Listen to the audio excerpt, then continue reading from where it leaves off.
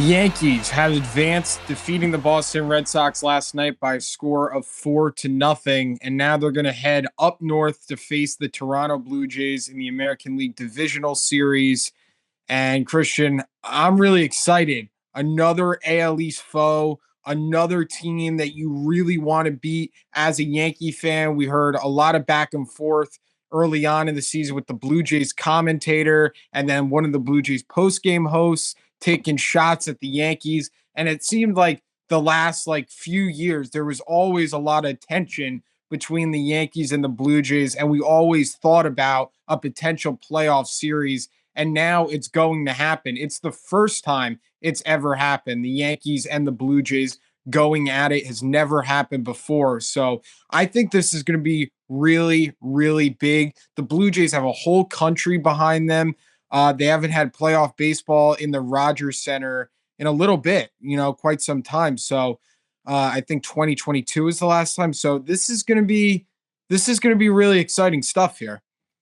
Yeah, and you can't top Yankees Red Sox, but it's not like we're taking our foot off the gas here. This is pretty close. There is a lot of tension between these two teams.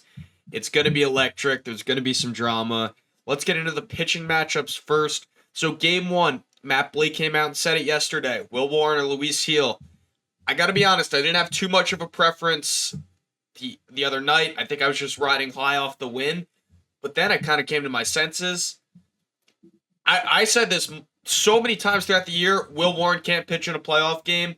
I don't think this should really be a debate. I think Luis Heel needs to be on that mound. I would even go to Ryan Yarbrough before I go to Will Warren. And I feel like Luis Heel maybe has that upside that we could steal a game from the Jays game one. Will Warren, I think you're setting yourself up for disaster. And he's going to face, or whoever it is going to face off against Kevin Gausman. Then game two, Yankees should be back to Max Fried. The Toronto is going to throw Shane Bieber. And then game three is going to be Carlos Rodon. And then I assume me and Ryan both think the Jays are going to go to Luis Varland. Max Scherzer is listed as their 3-starter. He's just not having a good year. He's been pretty bad. I'd be shocked if they go to Max Scherzer. Yeah, but you got to keep in mind he is Max Scherzer, has a ton of playoff experience. I give veterans like that and future Hall of Famers leeway, but not when the stats are that bad. We're not just going to throw out a 5 ERA and say you're Max Scherzer. Yeah. He's not the same pitcher. So I'd be pretty shocked if he's starting game three. Yeah, game one matchup, we got some things to talk about there. Blue Jays announced it's going to be Kevin Gausman, as you just said, and Christian. Aaron Judge, he destroys Kevin Gausman. He's 17 for 48. That's a 354 average with 6 home runs and a 1.283 OPS in 61 career plate appearances. So that's something to keep an eye on. And I would agree with you. I think you go in with Luis Heel in this game. Luis Heel also has a lot more playoff experience than Will Warren. Will Warren's never pitched in the postseason. Luis Heel got four starts last year in the playoffs. He pitched in the World Series. The only game the Yankees won in the World Series last year was a game that Luis Heel started. So I think no doubt about it, you give him the ball. And Christian, Luis Heel faced the Toronto Blue Jays this past September, on September 6th. He went 1 inning, allowed 3 hits, 4 walks, but only gave up 1 run in 6 innings. So you got that going on there. Hopefully Luis Heel can, just go out there and get the job done. And then I think how you set it up next for the Yankees, you go game 2, back to Max Fried, game 3, Rodon, and then game 4, I guess, be Schlittler. We'll see what happens game 5. But, yeah, I definitely think you go with Luis Heel for game 1. Yeah. One thing I feel like if we're trying to get to know a team, the best way is look at their fans. I found a Blue Jays tweet, just has some things listed, notes going into the ALDS. The first one is Jeff Hoffman, who I think was their closer this year, and it was just that Jeff Hoffman might be a real problem. We'll see. I'm trying to think if we really saw him that much over the regular season. I also feel like not many of the games were that close with the Blue Jays, so we never really ran into him. Got to be on the lookout for him. Bo Bichette being out really hurts. This isn't confirmed, although pretty likely. I mean, that's pretty big for the Yankees. That I guess that means that who would be their shorts? Andres Jimenez then is their shortstop. So Yankees might get bailed out a little bit there. Need Vlad to be back to being Vlad. Vlad's played in 6 postseason games. Not the biggest sample size, but I think he has like a 400 OPS. So I don't know how much truth there is to that, but definitely a little bit you can hold on to. And then the last one was just that concern that Scherzer is getting a roster spot out of respect. And to be honest, Ryan, I think that's kind of true because I don't see a world where the Blue Jays are using him, and I think he might just be clogging it up a little bit.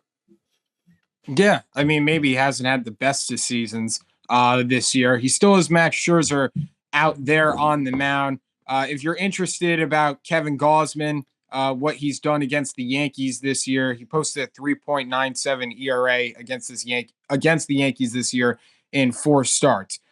As far as the two teams go, the Yankees and the Blue Jays play baseball completely differently. The Yankees are the big sluggers. Their offense is built on home runs and, putting up crooked numbers, the 3-run home run.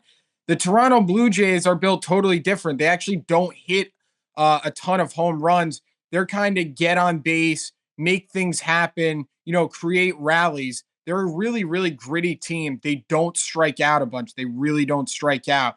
So they play offense completely differently. It's going to be interesting to see how that works out. I would expect the Blue Jays game plan to be kind of similar to what the Red Sox did. Try to be aggressive on the Yankees. I think the Blue Jays are going to try to steal bases, use their athleticism, and put pressure on the Yankees defense. I do think the Yankees defense in this series, though, definitely stepped up against the Red Sox. And, some of the series that the Yankees played against the Blue Jays this year were really, really poor defensively, really, really poor. They made so many errors.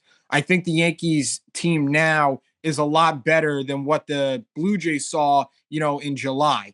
The Yankees actually won 2 out of 3 early on in September against the Blue Jays. And these two teams, look, 94 and 68, same record on the year. So, it's going to be interesting to see how this all plays out for sure. Yep. Rosario has 2 homers off Gausman. Stanton has 4, both in their careers. I think this Yankees team is better than this Blue Jays team, but just like the Red Sox, it's another test. How much can you play your brand of baseball, and how much are you going to beat yourselves? And, Blue Jays are still a good team. They can put pressure on. But look, if the Yanks are playing right, if the bats are clicking, you and me both know we're not going to lose a series. We're going to win the whole thing. So, yeah.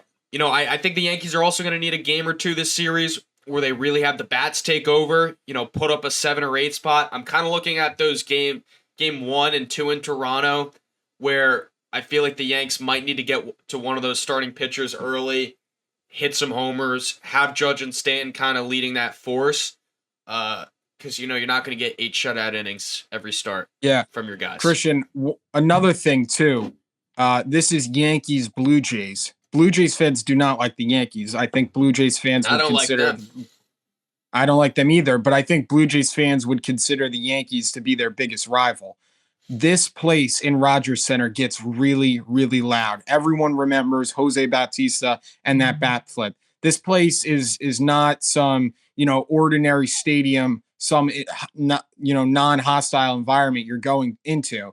This is probably going to be one of the most hostile and hardest places to play in all of the postseason. The place gets really, really freaking loud. And I know that Blue Jays fans are going to want to beat the Yankees really bad. So that's going to be interesting to see. I think that crowd is really going to be loud. And over here in New York, we got to match that same energy, be even louder. I think these two teams are very evenly matched. I'd say they're almost on a level playing field. I got this series going 5 games, and the Yankees are going to win it.